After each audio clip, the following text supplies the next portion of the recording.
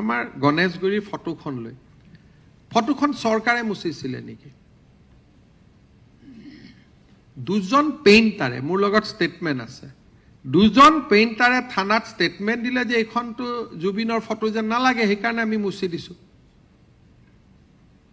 দুজন পেইণ্টাৰ আৰু দুইজন পেইণ্টাৰ কিন্তু মুছলিম নহয় অসমীয়া ল'ৰা এটা সেই দুজনৰ মই নাম আপোনালোকক প্ৰকাশ কৰিম আপোনালোকে ইন্টাৰভিউ ল'ব যে তাত চৰকাৰে মুছিব দিছিল নেকি ঠিকাদাৰজনো অসমীয়া আৰু তিনিওজনে জুবিনৰ ভক্ত তেওঁলোকে ক'লে আমি খুদিলে কিয় মুছিলি বুলি এখনটো দাদা জুবিন বুলিতো আমি ভবা নাছিলো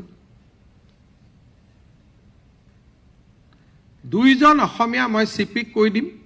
আপোনালোকে নামটো ল'ব দুইজন অসমীয়া মিস্ত্ৰী কোনো বাংলাদেশী মিয়া নহয় শুদ্ধ অসমীয়া আৰু কন্ট্ৰেক্টৰজনো শুদ্ধ অসমীয়া ডেকা তেওঁলোকে মুছিলে আমি গধূলি সুধিলো ভাই কিয় মুছিলি তেতিয়া তেওঁলোকে ক'লে যে এইখনটো জুবিনদাৰ ফটো যেন লাগা নাই কাৰণে মুছি দিলো আমিতো নাজানো এইখন জুবিনৰ ফটো বুলি এটা মই যদি ৰং মিস্ত্ৰী হলোহেঁতেন আজি থকা ফটোখনতো জুবিন গাৰ্গৰ দৰে নালাগে জুবিনৰ ফটো এখন সামাজিক নিয়মে কি কয় যে জুবিন গাৰ্গৰ ফটো এখন গৰিমা গাৰ্গে অফিচিয়েলি ৰিলিজ কৰিব যে এইখন জুবিনৰ আনুষ্ঠানিক পোৰ্ট্ৰেট হ'ব সব মানুহে এইখন আঁকিব আঁকাতটো আপত্তি নাই এখন ফটো ৰিলিজ হ'ব লাগিব নে নাই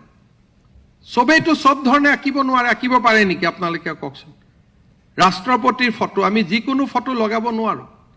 এখন পৰিয়ালে ফটো ৰিলিজ কৰি দিয়ে যে এই ফটোখনে প্ৰতিমূৰ্তি বনালেও এখন ফটো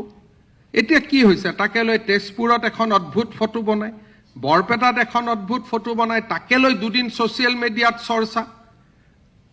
আসল নিয়মটো কি যে আমাৰ জাতিটো কেনেকৈ পৰিচালনা হ'ব লাগে মূল সিস্টেমটো কি যে জুবিনৰ অনুৰাগীসকল বহিব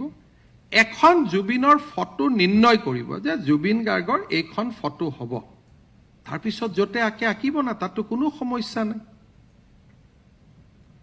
এটা এই যেটো গ্ৰুপে ফটো আঁকে তেওঁলোক হল এছএফআই আৰু তেওঁলোকে ফ্লাইওভাৰ হ'ব প্ৰথম নিদিয়ে আৰু ফ্লাইওভাৰখন হোৱাৰ পিছত তেওঁলোকে ফটো আঁকে আপোনালোকে চাব এই যে যিজন ল'ৰা